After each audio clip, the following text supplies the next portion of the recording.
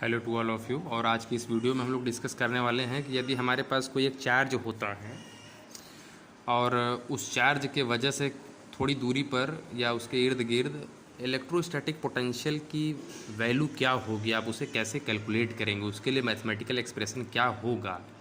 तो आज की इस वीडियो में हम लोग इसी की वैल्यू को कैलकुलेट करने वाले हैं। तो आइए देखिए क्या आप एग्ज़ाम में कैसे लिखेंगे। तो एग्ज़ाम में आपके लिखने का तरीका क्या होगा, लिखेंगे आप इलेक्ट्रोस्टैटिक पोटेंशियल या इलेक्ट्रिक पोटेंशियल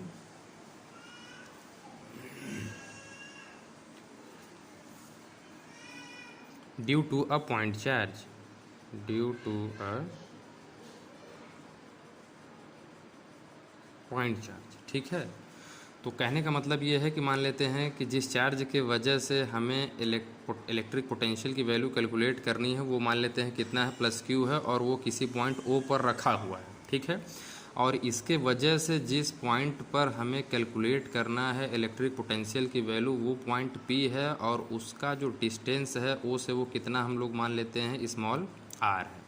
और मान लेते हैं कि हमारे पास कोई एक पॉजिटिव टेस्ट चार्ज जिसकी वैल्यू 1 कूलम्ब के बराबर है वो किसी पॉइंट कहाँ पे रखा हो, मान लेते हैं ए पर रखा हो। ठीक है, और अब ये मान लेते हैं कि जो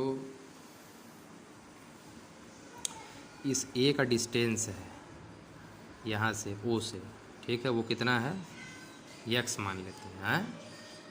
ये जो डिस्टेंस है वो एक कूलम्ब चार्ज का ओ से वो कितना हम लोगों ने मान लिया, स्मॉल एक्स मान लिया, और एक पॉइंट बी स्मॉल यहाँ पे कंसीडर कर लेते हैं, जहाँ पे हम लोग क्या करेंगे, पहले इस चार्ज को यहाँ से यहाँ डिस्प्लेसमेंट करेंगे और इनके बीच में बहुत थोड़ी सी दूरी को कंसीडर करेंगे, इसलिए इसे क्या नाम दे देंगे, डी एक्स का। ठीक है, और ये भाई मान लेते हैं बी और पी के बीच में कितना डिस्टेंस है वो अभी हमें नहीं पता है, और इसके इधर भाई बहुत दूर चले जाएंगे तो क्या हो जाएगा, इन्फिनिटी हो जाएगा। तो देखिए हमारा मेन टारगेट होगा क्या, हमें करना क्या है, इस पॉइंट क्यू के वजह से पॉइंट पी पर इलेक्ट्रिक पोटेंशियल की वैल्यू कैलकुलेट करनी है कि उसकी वैल्यू कितनी होगी। तो उसको कैसे कैलकुलेट करेंगे, हम लोग by the definition of electric potential क्या जानते हैं, हम लोग यही जानते हैं कि ये जो चार्ज यहाँ पे आप देख रहे हैं प्लस 1 कूलम्ब का जो पॉइंट ए पर रखा हुआ है, इसको यहाँ से पॉइंट पी तक पहुँचाने में जितना एक्सटर्नल वर्क डन किया जाएगा वही क्या कहलाएगा, इलेक्ट्रिक पोटेंशियल कहलाएगा। हाँ, तो मतलब हमारा टारगेट क्या होगा, हमें वर्क डन की वैल्यू कैलकुलेट करनी होगी जो कि हमारे द्वारा किया जाएगा एक कूलम्ब के चार्ज को पॉइंट पी तक पहुंचाने में। ठीक है, तो आइए देख लेते हैं हम लोग कैसे उसको कैलकुलेट करेंगे। तो देखिए ये चार्ज कैसा है, प्लस क्यू है, और यहाँ पे चार्ज कैसा है, ये दिख नहीं रहा है, मैं फिर से लिख दे रहा हूँ, 1 कूलम्ब का है। तो इन दोनों के बीच में भाई जाहिर सी बात है कि फोर्स ऑफ रिपल्सन होगा, because as we know that by Coulomb's law like charges क्या करते हैं, एक दूसरे को रिपेल करते हैं। तो उस फोर्स की वैल्यू क्या होगी, मान लेते हैं एफ है 1/4 pi epsilon not. Charge Q1 होता है तो Q1 को हमने यहाँ लिख दिया, और Q2 कितना है, 1 है, अपॉन क्या होता है भाई डिस्टेंस का स्क्वायर, यहाँ से यहाँ डिस्टेंस कितना है, स्मॉल x है, तो इसको हमने स्क्वायर कर दिया। तो इसकी वैल्यू क्या हो गई, Q/4 pi epsilon not into x square. ठीक है, ये हो गया हमारा इक्वेशन नंबर 1। अब ध्यान से देखिए, ये तो फोर्स की वैल्यू हो गई। तो कहने का मतलब ये है कि अगर मान लेते हैं कि आप इस छोटे से चार्ज को जो कि प्लस 1 कूलम्ब के बराबर है और ए पर रखा हुआ है, इसे अगर आप थोड़ा सा डिस्प्लेसमेंट देकर किसी पॉइंट बी पर ला के रोक देते हैं, ठीक है, थोड़ा सा डिस्प्लेसमेंट देकर किसी पॉइंट बी पर ला के रोक देते हैं, और उस केस में जो डिस्प्लेसमेंट आपको मिलता है वो कितना है, डी एक्स है। तब इस केस में जो वर्कडन मिलेगा भाई, डिस्प्लेसमेंट बहुत कम आपने दिया है तो वर्कडन भी बहुत कम होगा। तो उस वर्कडन की वैल्यू होगी कितनी, डी डब्ल्यू इज इक्वल टू, हम लोग जानते हैं work done is equal to क्या होता है, फोर्स इनटू डिस्प्लेसमेंट होता है। तो फोर्स की वैल्यू क्या है भाई, एफ वेक्टर डॉट डिस्प्लेसमेंट कितना हो रहा है, डी एक्स हो रहा है, यही लिखते हैं। तो डी डब्ल्यू इज इक्वल टू ये हो गया। अब देखिए ये जो फोर्स लग रहा है इस चार्ज के ऊपर, उसका डायरेक्शन क्या होगा, ये प्लस चार्ज है, आप इसे जब इधर लाएंगे और ये भी प्लस चार्ज है तो ये इसे क्या करेगा, रिपेल करेगा। यानी कि फोर्स का डायरेक्शन क्या है भाई, एलॉन्ग ओ ए है। फोर्स का डायरेक्शन क्या है, एलॉन्ग ओ ए है, यानी इधर से इधर है। और आप इसे जो डिस्प्लेसमेंट दे रहे हैं उसका डायरेक्शन क्या है, ठीक अपोजिट है, जो कि एलॉन्ग ए ओ है। तो डिस्प्लेसमेंट और फोर्स के बीच में थीटा की वैल्यू कितनी है, 180 डिग्री। चूँकि दोनों क्या है, एक ही लाइन के एलॉन्ग है लेकिन डायरेक्शन क्या है, अपोजिट है। इट मीन्स दैट, क्या लिखेंगे आप, it means that angle between force and displacement क्या होगा भाई, विल बी 180 डिग्री।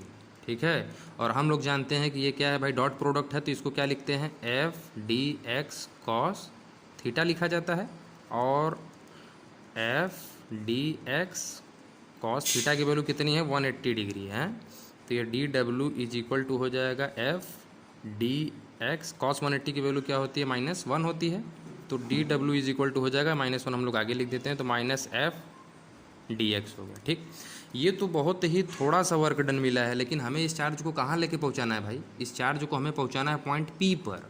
तो इसका मतलब ये है कि हम लोग क्या कर देंगे, इस इक्वेशन को इंटीग्रेट कर देंगे। ये जो इक्वेशन नंबर सेकेंड है इसे क्या कर देंगे, इंटीग्रेट कर देंगे। कहाँ से इंटीग्रेट करेंगे भाई, ये पहले चार्ज कहाँ था, इन्फिनिटी पे था, इन्फिनिटी से हम लोग इसको लेकर आ रहे हैं, धीरे धीरे धीरे धीरे धीरे धीरे धीरे धीरे धीरे धीरे पॉइंट P पर पहुँचा रहे हैं, और इस पॉइंट P का पोजीशन क्या है, स्मॉल r है, यानी कि इसका डिस्टेंस कितना, स्मॉल r है। तो हम लोग इसे क्या कर देंगे, इंटीग्रेट कर देंगे, कहाँ से, इन्फिनिटी से लेकर r तक। ठीक है, तो इंटीग्रेट करने से पहले हम लोग इस फोर्स की वैल्यू पुट कर देंगे, तो लिखेंगे on integrating above equation under the limit infinity to r and by putting the value of force, जो कि फोर्स की वैल्यू कितनी है, Q/4πε0x²। अब हमें क्या मिलेगा, वी गेट, देखिए तो डी डब्ल्यू इज इक्वल टू, फोर्स की वैल्यू क्या है, माइनस, यहाँ पे तो माइनस हमने लगा दिया, फोर्स की वैल्यू आप इक्वेशन नंबर 1 से देखिए, Q/4πε0x² हो गया, और यहाँ पे क्या है भाई, dx है, तो हमने यहाँ पे dx लगा दिया, और इसे इंटीग्रेट करना है तो इंटीग्रेट भी हमने कर दिया। इंटीग्रेट कहाँ से कहाँ तक करना है, इन्फिनिटी से r तक करना है, ये भी इन्फिनिटी से r तक इंटीग्रेट हो। तो जब इसे इंटीग्रेट करेंगे तो ये डी डब्ल्यू हो भाई, थोड़ा सा वर्क डन है, इंटीग्रेट करेंगे तो हमें कंप्लीट वर्क डन, पूरा वर्क डन मिल जाएगा, तो इसके आगे से डी गायब हो जाएगा। और इसका इंटीग्रेशन करेंगे तो इसका इंटीग्रेशन करेंगे तो इसमें कांस्टेंट टर्म कौन कौन सा है, Q/4πε, तो ये कॉमन है, ये बाहर हो जाएगा, Q/4πε0 बाहर हो गया। अब इंटीग्रेशन हो गया infinity to r 1/x² dx। हमें इसका क्या करना है, इंटीग्रेशन करना है, तो इंटीग्रेशन करेंगे तो देखिए क्या मिलेगा, देखिए W इज इक्वल टू, पहले एक्सप्रेशन में लिख दे रहा हूँ, -Q/4πε0, और इंटीग्रल ओवर क्या था भाई, इन्फिनिटी r 1/x² dx। तो इंटीग्रेशन का तरीका, चूँकि अभी आप लोग पढ़े नहीं होंगे इंटीग्रेशन, जो 12th के स्टूडेंट होंगे, तो मैं इसको एकदम इजीली ब्रोक करूँगा, कैसे देखिए, -Q/4πε0, हम लोग क्या करेंगे, इस x² को ऊपर लेकर चलेंगे न्यूमरेटर में। तो जब इसको न्यूमरेटर में लेकर चलेंगे तो ये ऐसे सेम टू सेम लिखेंगे, इन्फिनिटी टू r, और ये x² तो ऊपर जाएगा तो x⁻² dx हो जाएगा। ठीक, फिर उसके बाद ये work done is equal to -Q/4πε0 हो जाएगा। देखिए इंटीग्रेशन का प्रोसेस ये होता है कि अगर, फार्मूला में लिख दे रहा हूँ, अगर आप a के पावर x का इंटीग्रेशन करते हैं विथ रिस्पेक्ट टू x, तो आप लिखते हैं a के power x integral over dx। ठीक है, क्या लिखते हैं, तो इसकी वैल्यू क्या होती है, a के पावर x, पावर में एक ठो जुड़ जाता है, और जोड़ने के बाद जो पूरा आता है वही नीचे लिख दिया जाता है, कांस्टेंट c जोड़ दिया जाता है, जब अगर लिमिट न दी हो तब। ठीक है, तो वही फार्मूला हम लोग यूज करने वाले हैं। तो x के पावर में -2 है, तो -2 रहेगा, इसमें एक ठो जोड़ दिया जाएगा, और x के पावर -2 + 1, ये जो जोड़ने के बाद पूरा टर्म आ रहा है उसी से डिवाइड कर दिया जाएगा, x -2 + 1। ठीक है, तो जैसे ही इंटीग्रेट करेंगे तो अब ये इंटीग्रेशन का सिंबल हट जाएगा। ठीक है, ये इंटीग्रेशन का सिंबल हट जाएगा, और ये क्या रूप ले लेता है, ब्रैकेट का रूप ले लेता है। ठीक है, तो आप इसे ब्रैकेट हटा देंगे, और लिमिट आपकी क्या हो जाएगी, यहाँ इन्फिनिटी लिखते हैं, और जो अपर लिमिट होती है उसे यहाँ लिखते हैं। ठीक है, फिर W is equal to -Q/4πε0 हो जाता है, अंडर ब्रैकेट ही हम लोग रहेंगे। अभी x के पावर में -2 है, +1 है, तो भाई -2 + 1 ये -1 हो जाएगा, और यहाँ पे क्या हो जाएगा, -2 + 1 ये -1 हो जाएगा। ठीक है, याद ध्यान दीजिएगा, कोई कुछ वैल्यू नहीं है, इन्फिनिटी टू r। देखिए ध्यान से, W इज इक्वल टू, ये माइनस बाहर आएगा, तो ये माइनस इस माइनस को क्या कर देगा, प्लस कर देगा, तो Q/4πε0, ये x के पावर में -1 है, और ये नीचे आएगा तो 1/x, इसे ऐसा लिख सकते हैं, और ये माइनस बाहर जाके इस माइनस को प्लस कर दिया है, यहाँ इन्फिनिटी है तो यहाँ लोअर लिमिट हो गया, और अपर लिमिट क्या हमारी r है। अब इसे सॉल्व करेंगे तो क्या हो जाएगा, W is equal to Q/4πε0 तो ये क्या है भाई हमारा Q। ये मोबाइल थोड़ा सा हिल गया, इसको सही कर दूँ।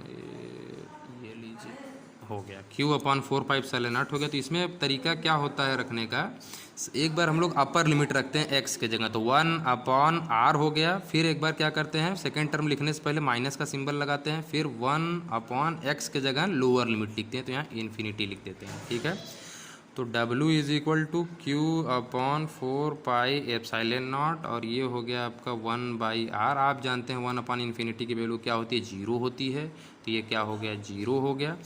अब ये पूरा टर्म गायब हो जाएगा, 1/r का इसमें मल्टीप्लाई हो जाएगा, तो W = Q/4πε0, यहाँ r हो जाएगा। ठीक है, और इसी वर्क डन को क्या कहते हैं,